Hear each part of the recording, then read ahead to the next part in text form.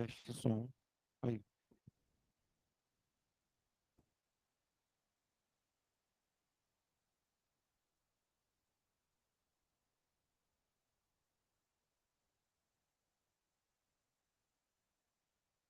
Boa noite a todos e todas, né?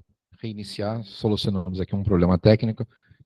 Me pediu para me apresentar. Eu sou Sérgio Machado, sou professor do Instituto de Química da UFRJ, Departamento de Química Inorgânica. Desde 2020, de 2014, eu sou professor titular do Departamento de Química Inorgânica. Sou químico industrial de formação, formado pela Universidade Federal Fluminense. Meu mestrado e doutorado foi pelo Instituto de Química da Federal do Rio de Janeiro. Eu vou compartilhar com vocês aqui algumas ideias, espero que vocês gostem, a respeito da formação profissional.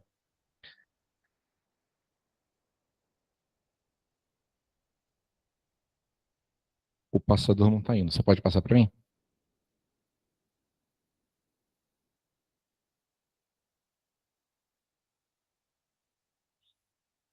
Dois pontos foram base da minha ideia de conversar com vocês sobre isso. Esse ano, na reunião anual da Sociedade Brasileira de Química, basicamente foi a primeira grande reunião pós-pandemia. Então, rever vários colegas de diversos estados do Brasil, eu fiquei um pouco preocupado, porque praticamente nenhum estado, nenhuma universidade brasileira conseguiu completar as vagas dos cursos de Química. Isso acendeu um alerta, e na comemoração do Dia do Químico, houve uma cerimônia no Congresso Nacional, e diversos atores presentes, representando a Abiquim, o próprio deputado, que é o representante, é o diretor ou presidente da Comissão de Química no Congresso Nacional, o professor Ribamar, presidente do CFQ, todos eles alertaram a questão da ociosidade do parque industrial químico e da grande importação que o Brasil faz de produtos químicos básicos. Então, em função disso, eu queria mostrar que esse gráfico ele é relativamente conhecido, a Abiquim gera ele praticamente todo ano.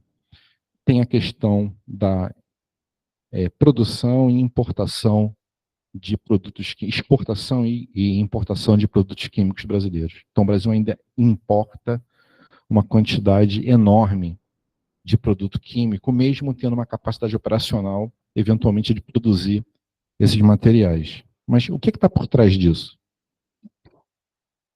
Aqui eu estou apresentando a área de produção de ciência e tecnologia da China com o somatório todo dos países da OCDE. E a gente consegue ver aqui um crescimento a partir dos anos 90, exponencial quase, da produção chinesa em relação aos países desenvolvidos do mundo. Aqui eu estou mostrando a importância que está sendo dada à produção científica chinesa, comparando com a União Europeia e Estados Unidos. Eles investiram maciçamente em ciência e tecnologia desde os anos 80. Há, nos anos 90, um caso muito clássico com os lantanídeos, onde a China conseguiu produzir um método de separar efetivamente os lantanídeos. Eles têm reservas mundiais, a primeira reserva mundial, a segunda a Vietnã, a terceira é o nosso país. A China, então, inundou o mundo com terras raras, metal e óxido. No auge do neoliberalismo, todo mundo parou de produzir e de investir em ciência de terras raras, porque era muito mais barato comprar da China. E quando a China dominou o mercado, ela aumentou o preço das terras raras em 500%. E aí o pessoal percebeu que eles não conseguiam fazer um catalisador, uma tela de celular, um foguete, um míssil intercontinental, um satélite, um avião.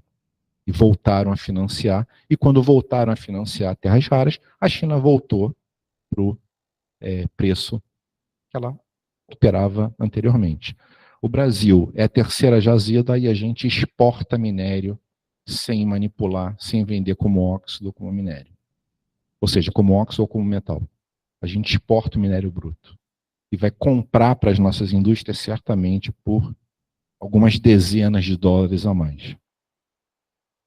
Aqui eu estou mostrando a produção acadêmica chinesa, em vermelho só autor chinês e em azul com colaboradores de outros países.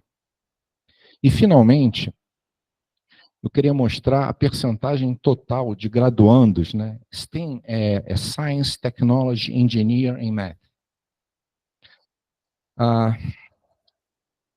Nós só estamos formando 17% de quem entra nessas áreas. O país que mais forma ainda é a China, com 41%. É contra isso que a gente tem que pensar. E eu começo a ficar preocupado com um possível apagão de mão de obra a médio prazo no país. Nós temos que reverter esse quadro, e a reversão desse quadro, ela não vai se dar no nível universitário. Ela se dará lá embaixo, desde o nível fundamental e médio. Eu vou tentar mostrar, pelo menos, essa minha ideia para vocês. Claramente, esse problema que eu estou apresentando, ele é multifatorial, né? Ele não tem uma única saída. Eu vou apresentar o que eu considero que eu posso contribuir exatamente na questão da formação universitária na área de química. Eu estou focando aqui em química, mas isso claramente se expande para a engenharia química também. Eu entendo que uma universidade de ponta, a meta dela é formar alguém para trabalhar no emprego que não existe usando uma tecnologia que ainda não foi inventada. E aí eu posso pegar alguns exemplos clássicos, né? Quando eu era jovem, há muito, muito tempo atrás, adolescente, falava em Suíça, você pensava em chocolate e mecânica de precisão. Até os japoneses fazerem o clock, né? Quartzo para relógio. Hoje, quando você fala em Suíça, você pensa em chocolate no Federer. Né? Não vai pensar mais no Federer, porque ele já abandonou há algum tempo. A própria a própria Kodak, que se conhecia como apenas filme, é um parque industrial, né? É um conglomerado químico muito forte, com a perda dos recursos oriundos da venda de filme por conta da patente da Sony de máquina digital, ela pediu concordata uns 6 ou 7 anos antes da pandemia. Né? Eu escutava disco, né? Escutava Pink Floyd, num vinil, colocava lá um braço com uma agulha, na ponta daquela agulha é um cristal piezoeletrônico, geralmente tartarato duplo, e tinha uma empresa na Alemanha que fazia os melhores cristais do mundo.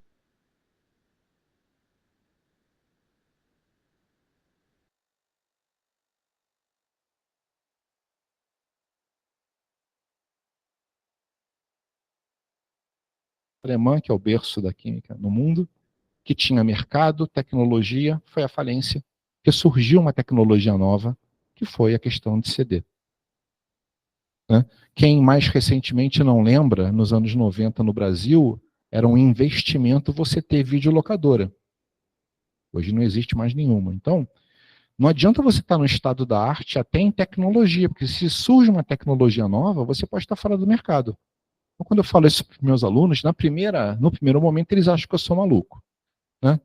Somando ao fato de eu torcer pelo Botafogo, isso aumenta a chance de me considerar maluco muito mais ainda. Mas eu entendo que uma universidade de ponta eu tenho que preparar o aluno para desenvolver o futuro. E isso, para mim, é um mantra que eu uso há muito tempo. Eu vou comentar com vocês, né, isso não fui eu que falei, isso foram os 10 mandamentos do universitário do século XXI, definido pela Unesco. Então tá lá, ser flexível, investir em criatividade, aprender a lidar com as incertezas, o mundo é assim, prepare-se para estudar a vida toda, tenha habilidades sociais e capacidade de expressão, saiba trabalhar em grupo, bons empregos exigem isso. Esteja pronto para assumir responsabilidades, busque ser empreendedor, talvez você crie o seu próprio emprego, entenda as diferenças culturais, né? O trabalho globalizou, e adquira intimidade com as novas tecnologias.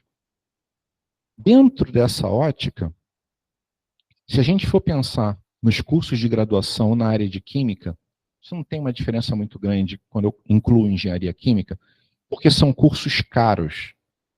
Então, de um modo geral, se nós pensarmos no país, em termos de região, majoritariamente eu tenho 40% na região sudeste. Houve um crescimento muito grande no sul e no nordeste. O nordeste, inclusive, teve um enorme crescimento com excelentes universidades, né? A gente ainda falta desenvolver um pouco mais o centro-oeste e, principalmente, o norte do Brasil. Quando a gente pensa em entidades, 44% desses cursos são federais, 17% estaduais, 3% municipais. Então, estou aqui com 64% de públicas, porque são cursos caros, né? Lembrando que há universidades privadas, como a PUC, que investe muito em pesquisa, mas são raridades se a gente pensar no global de universidades privadas. E houve no início dos anos 2000, um pedido para a Sociedade Brasileira de Química, do Centro de Gestão de Estudos Estratégicos da Presidência da República, que se fizesse um estudo de algo que foi chamado de eixos mobilizadores da química. E o objetivo desse trabalho, desenvolvido pelos pesquisadores da Sociedade Brasileira de Química, era estudar a formação de recursos humanos qualificados, avaliar uma desconcentração regional e combate à endogenia, estimular o empreendedorismo e a interdisciplinaridade, aproximar a academia do setor produtivo no país, trabalhar com a exigência, cobrando dos órgãos públicos, a vinculação orçamentária de recursos e de ciência e tecnologia e também combater os gargalos institucionais. Na verdade, o objetivo final desse trabalho, a conclusão final, é que o objetivo era ampliar a discussão sobre a formação do profissional de química, tanto a nível de graduação quanto a nível de pós-graduação, e as suas repercussões no ensino, inclusive no ensino secundário, e hoje eu acho que eu sou capaz de falar no ensino fundamental. Eu vou citar aqui no final alguns exemplos de espaços não formais de ensino, onde o envolvimento de um aluno do ensino fundamental tem sido muito maior até do que de um aluno de um ensino médio. E, obviamente, a inserção desses profissionais na indústria, ou seja, a ideia desse trabalho era mostrar que a universidade não tem que formar só para academia, né? Principalmente na nossa área que mexe efetivamente com o PIB.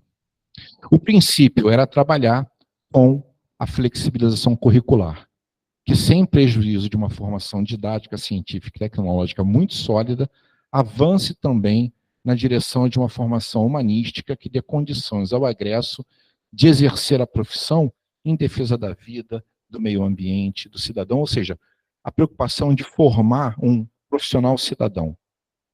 E isso vem exatamente quando o Ministério da Educação introduz as diretrizes nacionais curriculares de todos os cursos. Ou seja, o que era antes disso? Era o famoso currículo mínimo, do extinto Conselho Federal de Educação. Então, muda o paradigma. O paradigma não é mais um conjunto de horas, que uma contabilidade bancária onde o aluno ia recebendo horas, e quando ele tivesse, então, essas horas todas, ele tinha o diploma. É um pouquinho mais profundo do que isso. Então, espera-se que os novos currículos ofereçam mais que um domínio cognitivo da disciplina, contemplando atividades que visem estabelecer correlações entre as áreas conexas, ampliando o caráter da interdisciplinaridade. Também tendo como princípio que o professor não é a fonte principal de informação para o estudante, mas sim um sistematizador, um organizador, um orientador nesse processo de construção da carreira do jovem. O currículo. Isso também foi uma mudança bastante significativa. O mais importante não é a quantidade de disciplina, mas a articulação entre elas. É muito comum, eu sou avaliador do MEC de curso de Química desde 98, na época que estava vinculado ainda à Secretaria de Ensino Superior do MEC. Em 2006, nós migramos para uma entidade nova criada no MEC, que é o INEP, né, através do BASES. É muito comum você chegar em cursos onde não há diálogo entre as disciplinas. É quase como se o estudante acabou um período, ele joga tudo fora e vai começar um segundo período e não tem as conexões necessárias. Então, isso é um alerta de que é fundamental você ter uma proposta de ensino. O PPC, que é o projeto pedagógico do curso. Eu já vistoriei cursos onde a construção não saiu primeiro de um plano pedagógico, saiu de uma grade. Ou seja, você não tem conexão política, científica e educacional das correlações das disciplinas que geraram. Você não discutiu qual é o perfil do egresso que você quer ter. Isso tudo começa no PPC do curso, para depois você estabelecer a questão das grades, das disciplinas e das cargas horárias. Diversas vezes eu peguei cursos onde você conversa com o coordenador e ele não sabe o que é o PPC. Então, esse trabalho já no início desse século, ele é muito importante para mostrar. A gente tem que ter a formação de um caráter crítico reflexivo dos estudantes. Tá certo? A gente deve evitar uma pulverização de currículo com desnecessário número de disciplinas que muitas vezes repete. Eu vou dar um exemplo na minha área.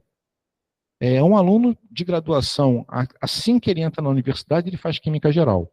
Então, hoje em dia, você vai trabalhar química geral, você vai trabalhar ligação química, você vai usar teoria do orbital molecular.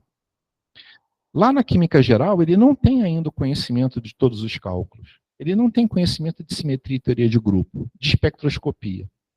Então, na química geral, isso no mundo inteiro, você trabalha com orbital molecular com moléculas diatômicas. Quando você vai para a inorgânica, você aprofunda a orbital molecular. O título está lá, orbital molecular. Mas não é a mesma matéria que ele viu em química geral. É como se fosse um processo de espiral em que você está aprofundando o conhecimento. Então, ali você tem que ter, antes de olhar orbital molecular numa disciplina moderna de química inorgânica, você vai estudar antes simetria e teoria de grupo e agregar isso ao orbital molecular para poder trabalhar com moléculas poliatômicas, por exemplo. E certamente na parte de mecânica quântica ele vai aprofundar matematicamente esse processo. Essa é a ideia. É muito ruim o aluno ver equilíbrio químico no mesmo nível em 4, 5 disciplinas do curso, né? Isso é muito comum acontecer. Tá certo? Então, o objetivo é ser flexível, né, mas para priorizar a formação básica e generalista ao invés da especialização. A ideia, então, é que nesses conteúdos básicos seja a parte, eu não gosto dessa expressão, mas a parte dura, né? Química, física, matemática. Né? Conteúdo profissional, né? Dependendo da formação que a gente conhece. Né? Se for a questão do químico industrial, do engenheiro químico, processos, operações unitárias, né? Gestão, economia. Conteúdos complementares são essenciais para alargar a visão do cidadão profissional em relação à formação ética, humanística e interdisciplinar. Eu consigo formar hoje um químico do século XXI sem ética? Sem lei? Sem ele entender lei? Crime ambiental é inafiançável. O problema é que se você fala isso para algumas pessoas, eles vão querer introduzir uma disciplina de direito 1 no curso. E não percebem que direito, lei, ética, isso é transversal. Isso tem que começar desde a química geral 1 e acabar na operação unitária 4. O tempo inteiro você tem que passar isso. Então, repara que não é mais uma contabilidade de hora. Isso é que o MEC define a partir dos anos 2000. Né? E, finalmente, atividades extraclasse. Né? Você não pode ter um estudante de química que se forma sem ter feito monitoria, estágio, iniciação científica, sem ter ido a um congresso, sem ter apresentado um trabalho. Então, são atividades que vão agregar na formação. Então, a ideia básica que eu estou tentando mostrar nessa representação seria isso, né? Aqui um núcleo central, né? Química, física, matemática, biologia, e atividades como administração, sociologia, legislação, história, ética, sustentabilidade, computação, processos, como complementando esse profissional. Pois não? Administração ali nesse gráfico seria a parte de gestão. Instruir o empreendedorismo, então. Também, mas a própria parte de gestão de um conglomerado, né? Um aluno que, por exemplo, se forma sem nunca ter aberto uma patente na vida, sem nunca ter visto uma patente, sem nunca ter visto área de gestão de pessoas, gestão de processos, né, ele não está apto para o mercado de trabalho se a gente for pensar numa área mais industrial. Inclusive, tem pessoas da área industrial que podem contribuir muito com essa discussão, né? Aqui está a referência desse trabalho que foi publicado na Química Nova, a revista da Sociedade Brasileira de Química, vocês podem ter acesso a elas. Esse trabalho foi coordenado pelo professor César Zucco, que na época era o presidente da Sociedade Brasileira de Química, professor Ângelo da Cunha Pinto, saudoso Ângelo da Cunha Pinto, o professor Pessini, o professor Douglas Franco e Jailson Bittencourt de Andrade, como grandes coordenadores desse projeto dos eixos mobilizadores da química. Então, eu estou tentando defender, e tenho falado isso já em alguns fóruns, né, que essa articulação ela passa necessariamente pela interdisciplinaridade e pela transdisciplinaridade. Não há necessidade de se criar uma disciplina específica de ética, por exemplo, mas esse tema ele deve passar por toda a formação do estudante, né? Eu não tenho dúvida que um estudante de engenharia, seja lá qual for, ou de química, se ele tiver matérias de ciências humanas no ciclo básico, ele vai ser uma pessoa melhor. Então, essa ideia também que um engenheiro só precisa ver matemática, eu acho que é uma coisa completamente ultrapassada. E aí a gente vai cair numa discussão bastante interessante. Por que discussão interessante? Porque hoje, né, pela legislação brasileira, quem autoriza um curso é o MEC. Quem autoriza e dá o diploma é o MEC. Mas quem dá a atribuição profissional é o sistema CRQ-CFQ. Então, um coordenador de curso, ele acaba sendo escravo de dois senhores. E, às vezes, como eu vou tentar mostrar para vocês, esses pontos, eles não são tangenciáveis. São paralelas. Eles não se cruzam. Então, o MEC define ainda, né, define com uma visão um pouco mais moderna as diretrizes curriculares, enquanto a parte de execução profissional ainda está calcada no antigo currículo mínimo. Isso está fazendo com que, para que a gente atinja o objetivo, né, dessas diretrizes curriculares, eu tenho que conseguir romper essa barreira. Eu tenho que fazer com que esses entes conversem, né? Haja uma aproximação entre quem autoriza e realiza o credenciamento e o recredenciamento de curso e quem define os parâmetros do exercício profissional e da fiscalização profissional. Vou dar um exemplo. Toda a legislação que dá atribuição profissional está calcada em leis e resoluções, cuja mais nova é a 1511 de 1975. Em 75, pessoal, não existia discussão de química verde. A minha área de pesquisa, que é química computacional, não existia. Não existia algumas técnicas espectroscópicas. Não se discutia sustentabilidade, não se falava em síntese assimétrica, não se falava em nanotecnologia, não se falava em biotecnologia. Nada disso se falava em 75. Então, se eu tenho uma legislação que ainda está calcada nesse paradigma do currículo mínimo, tem um problema. Eu vejo particularmente um grande problema. E eu vou apresentar aqui, puxar um pouquinho a brasa para minha sardinha, né? Gosto muito de cinema, então cinema sempre tem trilogia, é uma coisa relativamente boa. Então, vou apresentar três trabalhos em que eu fui um dos autores, né?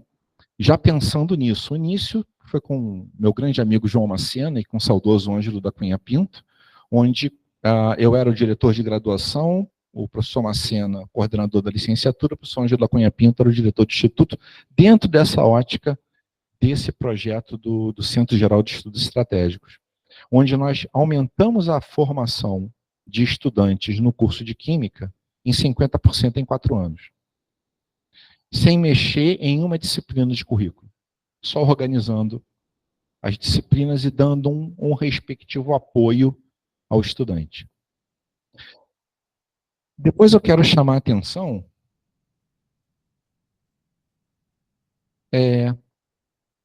de uma experiência profissional que eu acabei tendo. Eu fui intimado por um juiz federal do Rio de Janeiro para ser perito dele num processo de propriedade industrial, né? O Rio de Janeiro, por ter o INPI, toda a parte de legislação de patente cabe à Justiça Federal do Rio de Janeiro, e isso está numa vara previdenciária, e ele tinha um problema, e ele fez um banco de currículos dos cientistas e professores do Rio de Janeiro, e ele achou que eu poderia ajudar.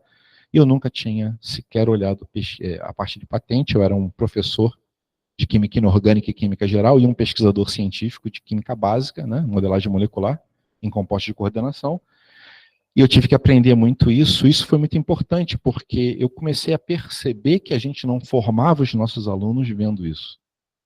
Isso acabou, então, gerando esse artigo, onde eu faço uma proposta de introdução desse tópico em discussão, e acabou me levando à Firjan, dando uma palestra na Firjan, mostrando a importância dessa ponte.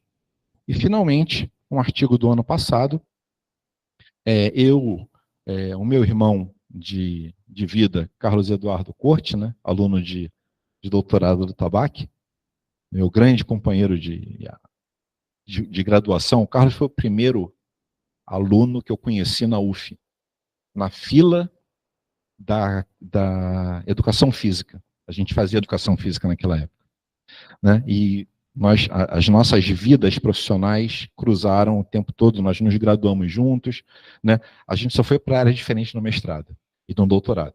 Mas o Carlos hoje é o coordenador do curso de Química da UF, né? E o outro autor foi o Rafael Almada, ex-presidente do CRQ, reitor do IFRJ e conselheiro federal, meu titular no Conselho Federal de Química, onde a gente tentou exatamente discutir currículo mínimo versus diretrizes curriculares, caminhos divergentes na formação profissional de Química. Então, muito do que eu estou falando aqui para vocês está calcado nesses 3 artigos, que estará disponibilizado ao CRQ, para que ele possa disponibilizar para quem quiser, e vocês podem, então, ter acesso a ele sem nenhum tipo de problema. O que a gente observa hoje na graduação? E aí eu estou focando em Química, mas, por favor, certamente não é só em Química. Em primeiro lugar, em média, valores elevados de evasão. A evasão média no Brasil no curso de Química é 50%. Então, se essa é a evasão média, existirão universidades onde a evasão chega perto de 80%. Segundo, estudantes muito jovens fazendo a escolha da profissão. Eu acho que é muito difícil um garoto de 16 anos saber a diferença entre química industrial, engenharia química, química com atribuição tecnológica. Entendeu? É muito difícil. Terceiro, falta de informação e conhecimento em respeito à carreira. Na minha época, isso já tem muito tempo, ainda era menos difícil. Mas hoje em dia, por exemplo, na área de engenharia, você teve uma proliferação de engenharias e é muito difícil para o estudante conseguir saber essa diferença. Desarticulação entre as diferentes disciplinas dentro de um curso e entre as diferentes coordenações de uma mesma região. Nós não aproveitamos uma característica do Rio de Janeiro. O Rio de Janeiro, num raio de 50 quilômetros, envolve UF, o FRJ, Unirio, o ERJ, Rural e os IFs. A gente não aproveita isso. Certo? Completo desconhecimento de legislação. E isso aqui eu não estou falando de uma unidade específica, eu estou falando de um modo geral. Falta de um esquema eficiente de formação continuada. Currículos estruturados tendo que atender a 2 paradigmas, acabando perdendo a identidade. O que eu acho que o sistema CRQ, CFQ e as sociedades científicas podem fazer? Porque são entidades que têm uma capilaridade muito grande e que têm uma estrutura gerencial que pode estimular esse desenvolvimento. Então, a primeira sugestão que eu posso dar é promover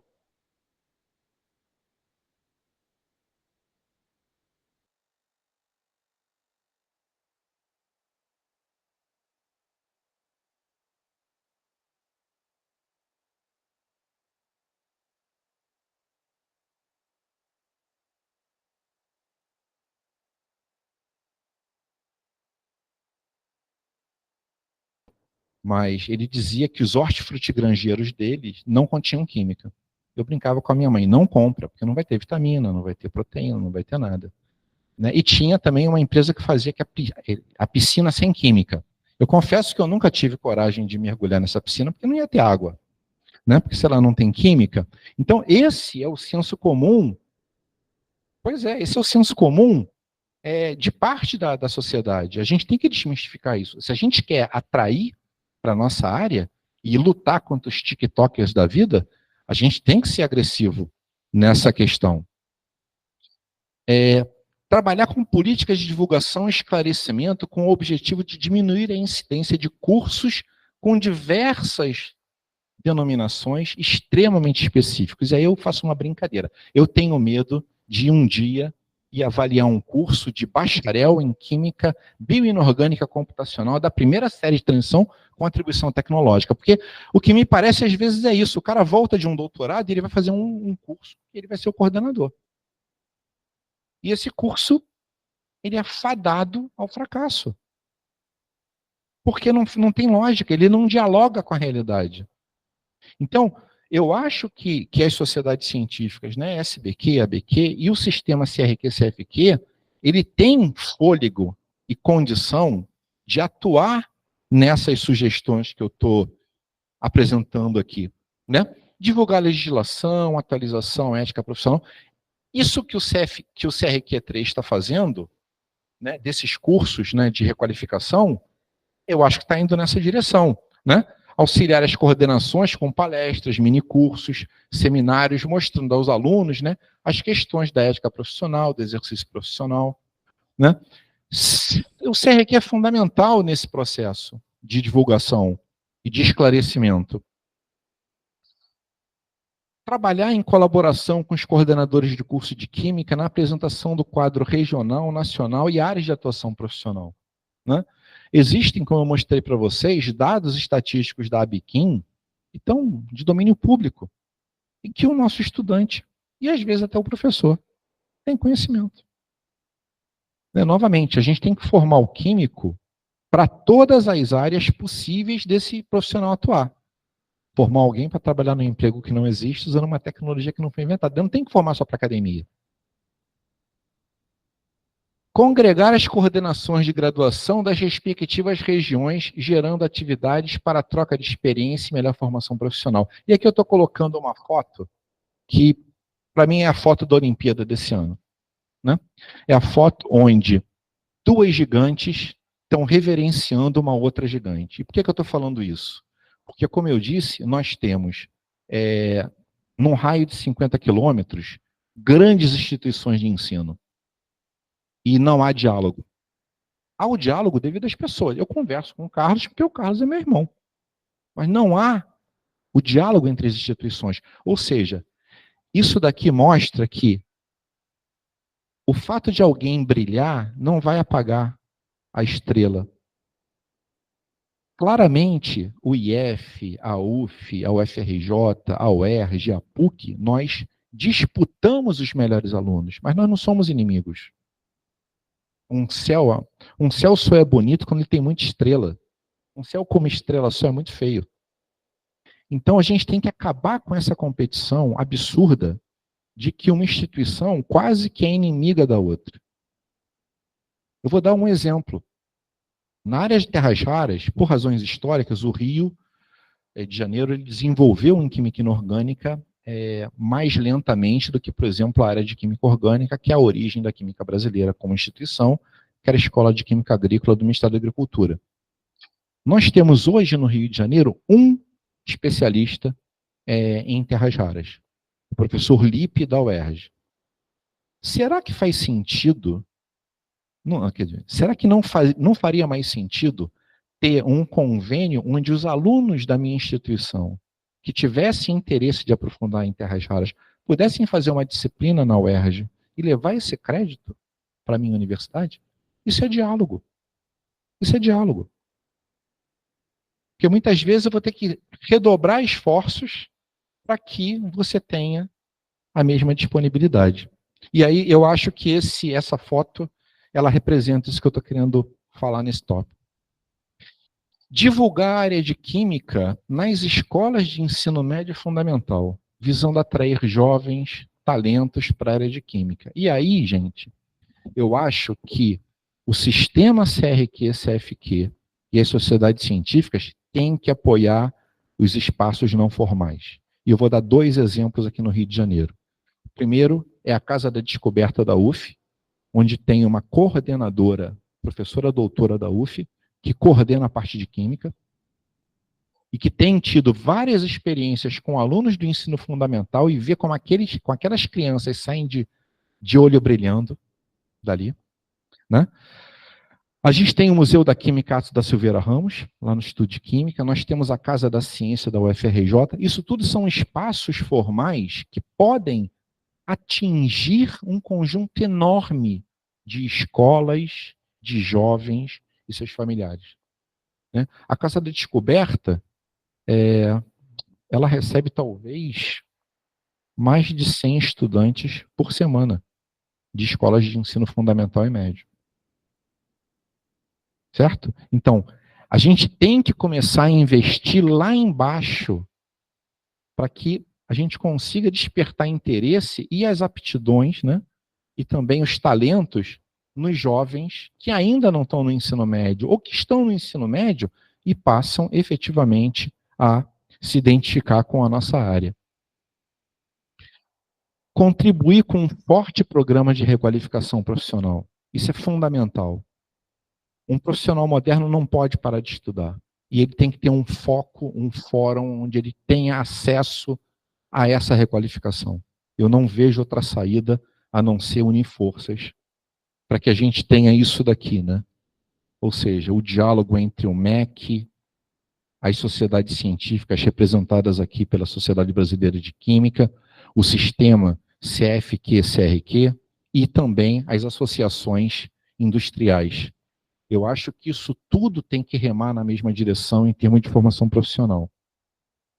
E mais do que nunca, eu entendo que é o momento de construirmos as pontes necessárias para a gente ter um país mais justo, humano, igualitário, inclusivo, detentor de tecnologia e soberano. E eu não tenho dúvida, meus amigos, que a química é o principal pilar dessa construção. A indústria química é a indústria das indústrias. Nada vai ser possível fazer sem que a gente tenha uma química muito forte. Uma química muito forte passa por formação muito forte, por universidades fortes, por cursos fortes e por uma indústria forte. Então, queria agradecer muito ao convite do Conselho para eu falar um pouquinho essas maluquices aqui para vocês e dialogar com vocês. Estou aqui à disposição para qualquer tipo de comentário, dúvida, tá bom? Muito obrigado.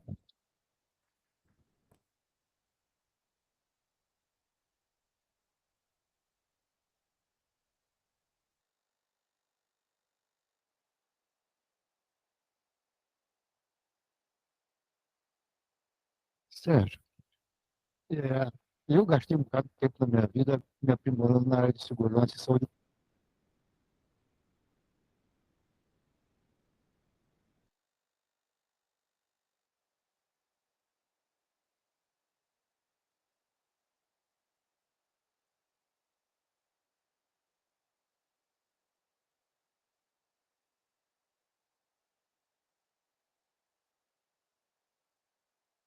Eu quero entender o que é o impacto do que ele está fazendo no meio ambiente, das estruturas, os processos que ele está precisando trabalhar.